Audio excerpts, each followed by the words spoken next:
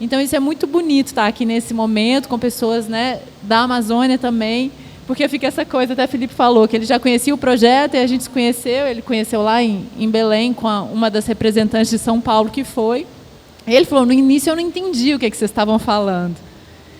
E aí a gente conversa um pouquinho e fala, é sobre isso. E lá em BH, por exemplo, a gente passa por parques municipais, por rios soterrados, rios que foram canalizados, viraram ruas. E a gente passa também por artes indígenas, em penas. A maior empena feita por uma mulher indígena está em BH, que é a Dayara Tucano, ela fez, chama Mãe Selva do Menino Rio. É uma empena linda, assim. Então, a gente passa por essas coisas e vai sempre conversando para onde a gente está e entender que o planeta, a Mãe Terra, é uma só. E que eu até brinquei, daqui a pouco eles estão expulsando a gente daqui, porque a gente está cutucando, sabe? A gente tem que entender que não é a gente que precisa não é a Terra que precisa da gente respeitando ela, é a gente que precisa dela. Se a gente não respeitar, daqui a pouco ela vai falar, chega, né? E já está falando, de certa forma. Eu acho que todo brasileiro tinha que ter o direito de fazer uma viagem para a Amazônia, cara, porque muda completamente a nossa relação com o país, com a América Latina. Eu, quando eu voltei da Amazônia, fiquei um mês lá, eu fiquei chocada. Eu falei, eu queria assim um voucher para todo brasileiro, para ir lá e conhecer o que é aquilo. E como é que aquilo, assim, eu choro toda vez que eu vejo assim imagens do Rio Amazonas, porque aquilo tá aqui com a gente é uma coisa só, cara, tá tudo ligado, não tem? Eu queria falar. Assim, tem, dentre várias questões, né, eu acho que o projeto delas, né, da Amazônia Passou por Aqui, ele vem pontuar uma questão que historicamente, né, no senso comum e no imaginário brasileiro, que foi mediado todo pelo Sudeste, a Amazônia sempre foi muito distante. Né? Sempre muito distante e, mais do que isso, nunca foi pensada também enquanto lugar de pessoas. Essa websérie que a gente fez, junto com outros trabalhos, de alguma forma, a gente vai construindo uma filmografia que é para pensar também a Amazônia enquanto um centro urbano, né, com todas as suas contradições. E esse ideário que foi criado, né, de que a Amazônia é muito distante e que ela não tem pessoas, está no centro desse apartamento que teve entre o resto do Brasil e a gente. Existe um grande mesmo, gigante fotógrafo brasileiro, que é do Pará, o Luiz Braga, não sei se vocês já ouviram falar. O Luiz Braga ele tem a última exposição dele, que é uma série belíssima. O título dela é poético e resume muito do que é a Amazônia a partir do meu entendimento enquanto um militante e um profissional do audiovisual, que é retumbante natureza humanizada. Primeiro ele reconhece as pessoas que vivem lá, seja no contexto urbano ou não, para depois pensar realmente como funcionar esse ecossistema. O projeto delas reafirma isso, que também todo mundo tem que ser responsável, levando em consideração os desníveis e a colonização interna, que sempre existiu no Brasil, e que também, já fica uma sugestão para o festival, a partir do momento que vocês pensam essa estrutura de ocupação, de pensar a cidade, né, a bicicleta assume esse lugar central, eu acho que para um próximo momento, a partir do ano que vem e outras edições, começar a estabelecer conexões com coletivos, com iniciativas, entendeu? Seja de arte, seja de mobilidade. O projeto Amazônia Passou por Aqui, como eu falei, os coletivos de bicicleta. Eu acho que isso pode criar assim, um tecido, uma consciência e uma atitude ativista, não militante, mas uma atitude ativista que pode interferir na cidade. Eu dou um exemplo, por exemplo, de um festival que acontece lá em Belém, que é o Psica Produções, festival de uma estrutura grande, patrocinado pela Natura, né, de música. Só que eles têm uma relação, uma característica parecida com esse festival aqui, de multilinguagens, de palestra, de conversa. E hoje eu estava vendo no Instagram, hoje é domingo, na sexta-feira foi inaugurada uma praça no bairro mais populoso e pobre de Belém, que é o Guamá, que fica na beira do rio Guamá, na universidade. E a articulação, eu não sei em que grau se deu, mas a articulação foi feita pela galera desse festival. Parece que esse festival já ocupava essa praça, e aí a prefeitura, que é uma prefeitura sensível, né, uma prefeitura, é a única capital governada pelo PSOL, que é o Edmilson, única capital governada pela esquerda. E entre o Psica Produções e a Prefeitura, a Secretaria de Urbanismo, eles revitalizaram, fizeram uma agenda de programação até o final do ano. E já é isso, essa é a relação da sociedade civil. Eu queria dar esse exemplo porque tem muito o que talvez esse festival caminhe, entendeu? Falei demais, mas é isso. Eu lembrei de um fato também sobre o mármore, que uma das grandes famílias aqui que explora mármore e granito, que eu não vou falar também, nem lembro direito, mas ele falava assim, eles exploravam a Mata Atlântica toda. Quando acabou a madeira, aí o patriarca falou assim, ou eu continuava com o ramo de madeira e ia para a Amazônia, ou eu ficava aqui e mudava de ramo. Aí ele fala assim, no livro lá que ele conta, mas como eu amo muito o Espírito Santo, eu preferi ficar, e aí fui para o mármore e granito. Que prova de amor, né? Assim, então, um amor pela destruição, né? A gente tem que sair, a gente tem que se mostrar mais, né? Dar mais a cara e mostrar que a gente pode construir uma vida mais saudável para todo mundo na periferia, nas zonas nobres da cidade, no urbano e no rural.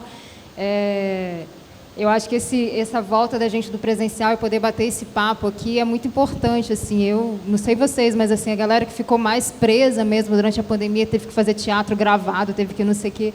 A gente precisa agora se reconectar mesmo e, cara, e ocupar as ruas, sabe?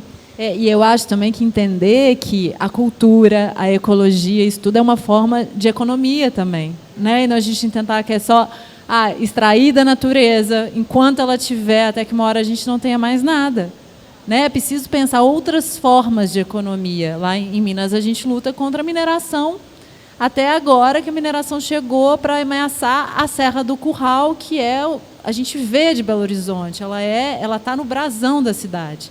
Então, você fala, de repente, você está ameaçando destruir isso aqui, está na cidade. Aí a gente tem uma outra tragédia anunciada, porque a mesma equipe técnica que avaliou essa mineração de agora foi a que avaliou Brumadinho e Mariana e colocou como se fosse nível seguro. Então, estamos aí com outro nível seguro e no maior centro urbano de Minas.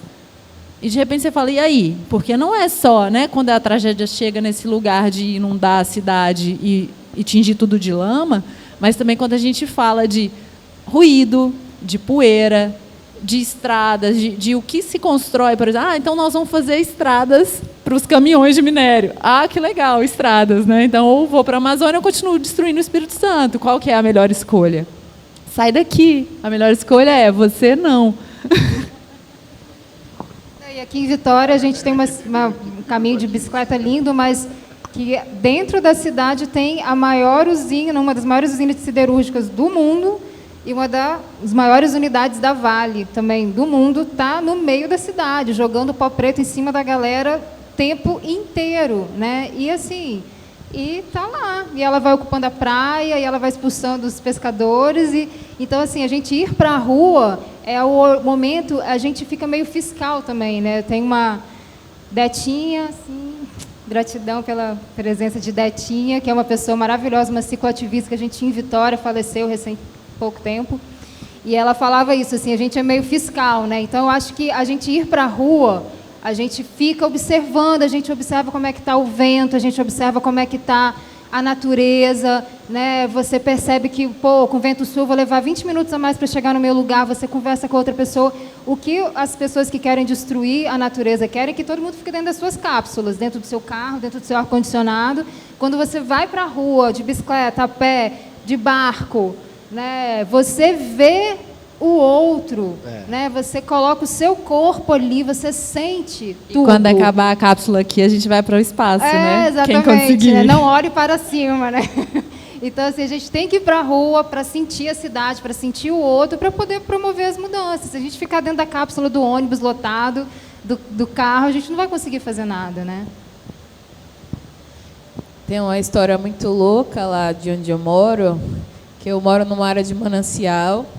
Então, tinha uma questão política que ia tirar a galera que mora no meu bairro.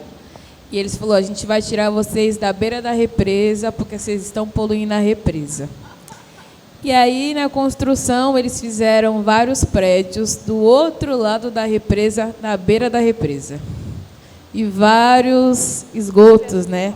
Quando eu vou velejar com a mulherada, a gente vê vários bueiros, né? Então, é muita contradição, e quando a gente fala para a Sabesp, né, que a galera fala, você fala mal da Sabesp, mas ela não deixa a gente se aproximar para pensar políticas públicas que sejam efetivas, né?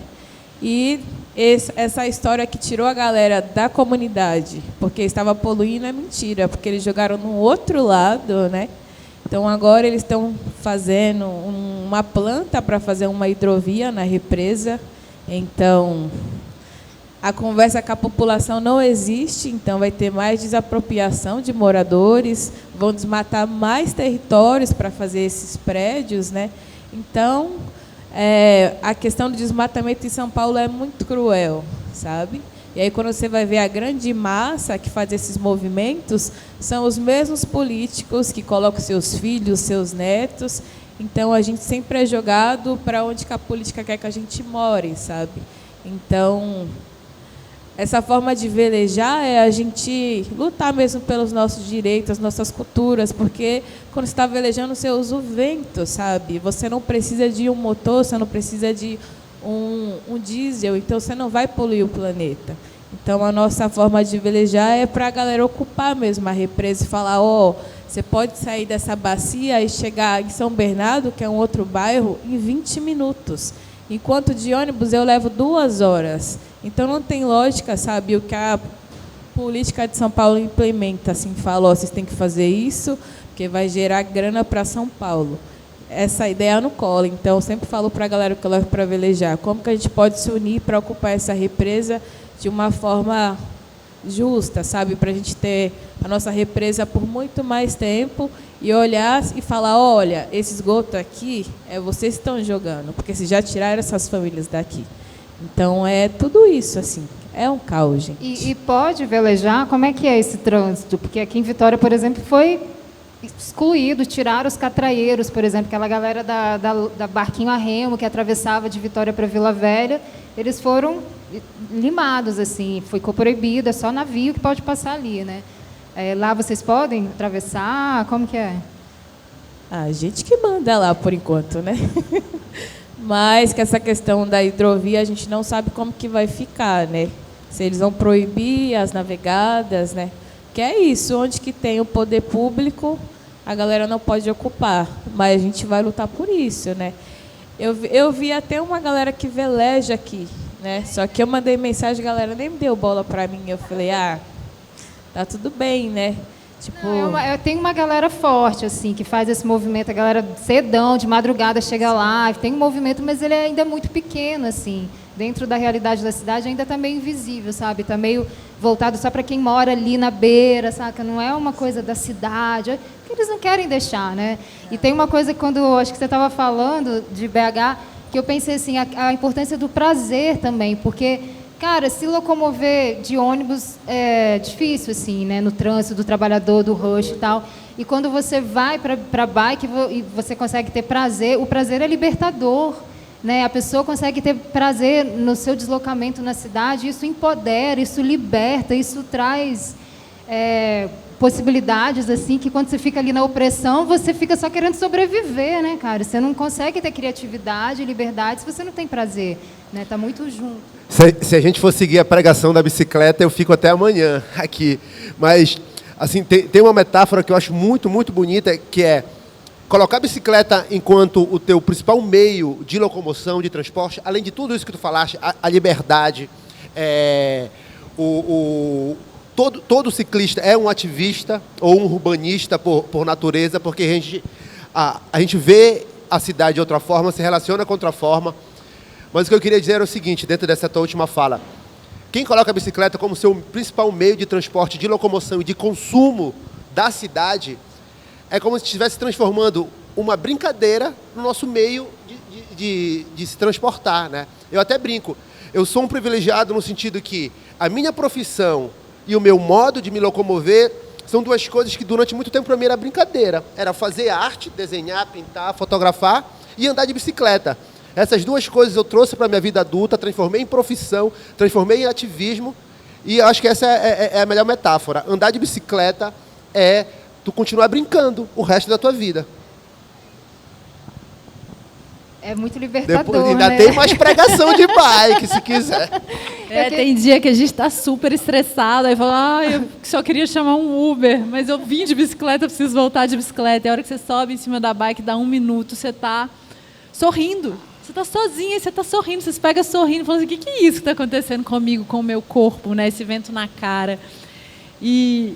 sei lá, velho, não tem jeito. Eu acho que assim beneficia mesmo quem não curte bike, assim, né? Porque uma cidade feita para as pessoas vai fazer bem para as pessoas. Humaniza a cidade. Humaniza. O cara que quer continuar andando de carro, tá? Mas a multidão de pessoas que querem uma outra forma de viver e não conseguem, né? Não tem espaço, assim, né? Todo mundo que tem coragem de se jogar numas vias malucas que a gente tem aí.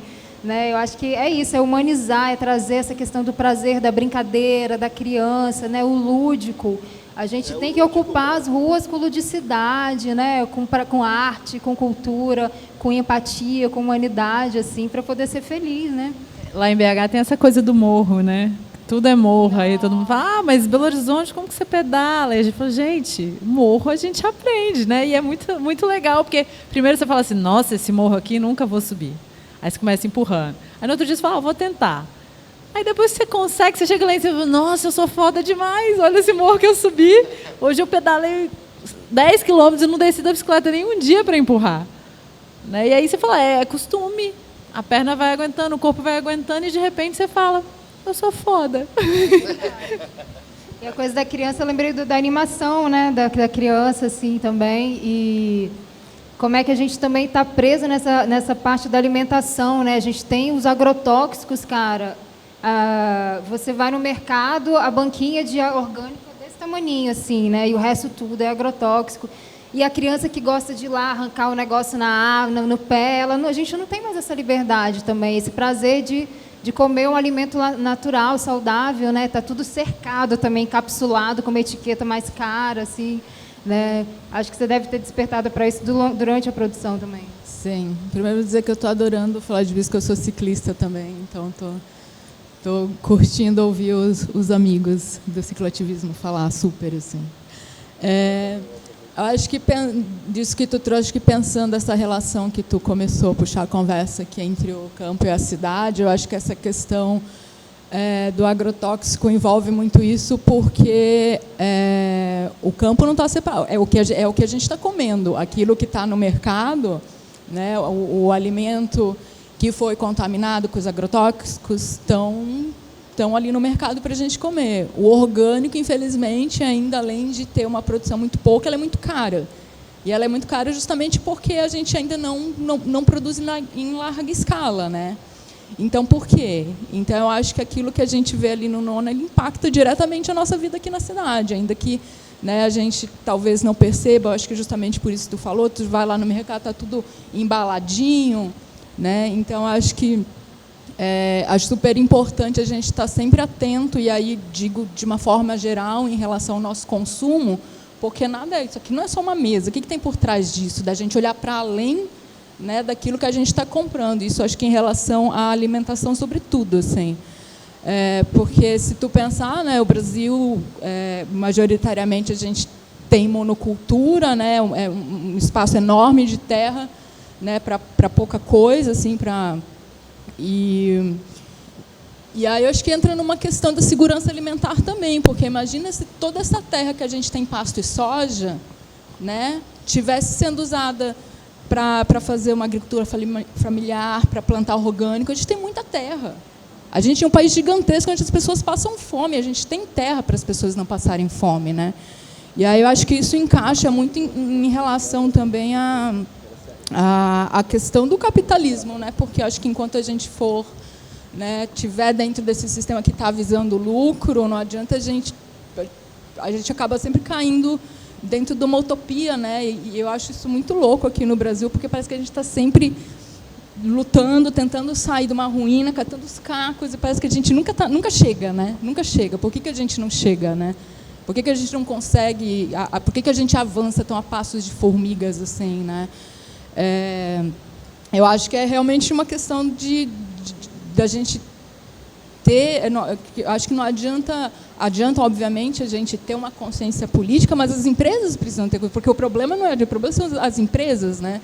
estão Mas ela destruindo o só meio funciona ambiente. a partir da nossa pressão, né? A gente se mobiliza, vai para a rua, grita, exige, aí os governos são obrigados a agir e aí as empresas vão fazer. É parte da gente mesmo, né? A gente se unir, se conectar, botar... Mas acho que tem a coisa do consumo também, né? Por que a gente continua consumindo como sociedade dessas empresas que só fodem a gente? A gente precisa mudar radicalmente nossos hábitos de consumo, né? Ia ser muito difícil, assim. Digo eu pessoalmente, assim, do mesmo.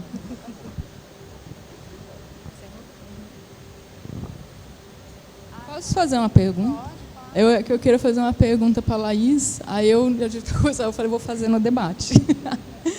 Eu queria saber um pouquinho do processo, como é que foi tu e a Bruna, assim, porque a linguagem do doc de vocês, acho que diferentemente, porque a gente estava conversando do da Maria, que é já uma coisa mais para o jornalismo, que a pessoa ali, né, falando, dentro do teu, vocês trabalham mais dentro desse fluxo, né, de uma coisa mais observacional, né, essa câmera um pouco mais invisível, que parece a mosquinha ali na parede que está espiando o teu cotidiano, sem ter uma influência direta ou muito clara, ainda que sempre tenha, né, da direção. Queria saber como é que foi esse processo de vocês duas nas captações mesmo, no processo de gravação, de repente de pré, se vocês tiveram um pré-roteiro, se vocês foram no fluxo mesmo do teu cotidiano e das coisas que tu faz. Bom, o curta foi realizado na pandemia, então eu gravava com o celular, né, durante a semana, e ela falava, ó, gravar o que está acontecendo. E o que eu estava fazendo? Entregando cesta básica, então eu estava enlouquecendo porque eu não podia velejar, e ao mesmo tempo eu estava preocupada com as famílias que eu atendia.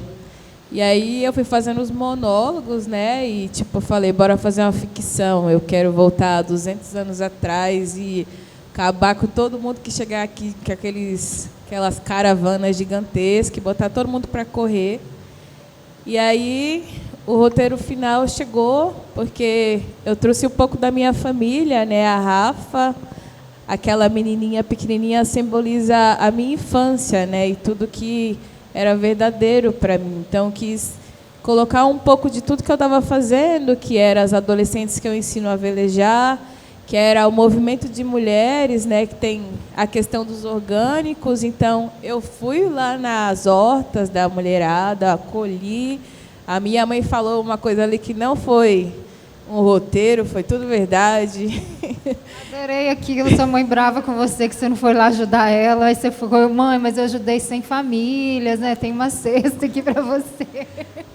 A mãe não quer saber. Você quer salvar o mundo, mas você tem que cuidar da mãe, senão a mãe vai te pegar. Tipo. E aí ela fica super feliz quando eu falo, o filme está em tal festival. E ela, esse filme? Como assim?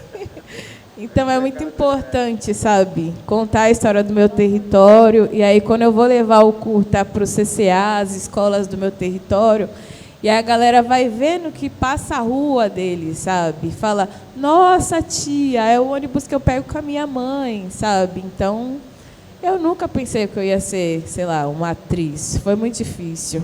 Porque daí a Bruna fazia aqueles processos, né, de cineasta lá, me fazia chorar. Coloca uma música, deita no chão, e eu ficava, mano, a Bruna é doida. Mas aí rolou. E eu queria muito agradecer. Adorei que a Bruna te fazia chorar, te colocava no chão. E ela falou, pega uma revolta aí. E aí, mano... Eu falei... Gente, nós estamos aqui finalizando agora, deu o nosso prazo, a Fabíola está me dando ali um alô, né? Queria que se alguém quiser dar um tempinho, ainda uns segundinhos para cada um ainda, para se despedir, fazer as últimas considerações. Eu estou só muito feliz, fiquei 5 anos morando no interiorzão do Espírito Santo, e aí eu fico tão feliz quando eu estou olho a olho com as pessoas, porque eu trabalho tão online com a tela na minha frente, eu estou super feliz, estou igual pinto no lixo, como diz aqui. Está podendo conversar com tanta gente assim, estou bem feliz. Gratidão demais pela oportunidade da gente discutir coisas tão bacanas e tão revolucionárias, né, na vida de todo mundo aqui. E aí cada um pode fazer a sua despedida, tá? Fica à vontade. Bom, queria agradecer a todo mundo do festival. Acho que estar aqui com várias pessoas, várias regiões, falando sobre o nosso ambiente, falando sobre cinema, né? Tanta coisa ruim aconteceu durante esses 2 anos. Perdemos tanta gente importante assim, para a arte, e a gente poder realmente debater sobre o nosso futuro, arte, fazer conexões. Eu sinto que eu vou voltar para casa renovado. E agradecer pessoalmente a vocês todos pela companhia, em termos de artistas, né? No geral mesmo, e o festival que está bem bonito. Bom, queria agradecer primeiramente a curadoria por ter selecionado Nona e ter dado a oportunidade de estar aqui, conhecendo essas pessoas incríveis e conversando. Acho que são filmes muito diferentes, né, nas suas linguagens, mas que conversam muito num outro nível, que é esse nível de estar trazendo alguma questão importante e né, política que impacta, né, a nossa sociedade aqui no Brasil. E é isso. Gostei muito de ouvir todos vocês. Bom, galera, queria super agradecer. Também agradecer a galera do Movimento Pedal. Meu Deus, foi uma loucura. Mas foi muito maravilhoso. Eu espero um dia que vocês possam, sei lá, vai levar o festival para o Grajaú, gente. A gente precisa muito, sabe, desses espaços. E eu desejo bons ventos a todos. Foi maravilhoso. Muito obrigada. Eu também queria agradecer e dizer que o debate continua, né, gente? Que a gente siga falando, desejar vida longa ao festival, que cada vez mais vocês possam trazer a periferia para misturar e para estar no centro, né? E é bonito de ver essa mistura. Eu acho que só cresce, né? Agora que está presencial, a gente vai chegando aí. O sentimento coletivo é esse, né? A volta do encontro, para trocar ideia, para conhecer as pessoas de outros estados, outras realidades. E aí eu queria agradecer também a organização do festival. E é isso, vamos se encontrar, vamos para a rua e a revolução vem de bicicleta. Bom, legal. Está falando aqui, né, nesse momento, cada um apresentando um pouquinho do universo, né, que é o filme, a temática de cada trabalho, né? Eu acho que hoje a gente acabou se encontrando muito na perspectiva da temática, né? E talvez, naturalmente, como a gente não tem tempo tão longo para desenvolver um pouco mais, a gente acabou nem abordando alguns aspectos mais cinematográficos, né?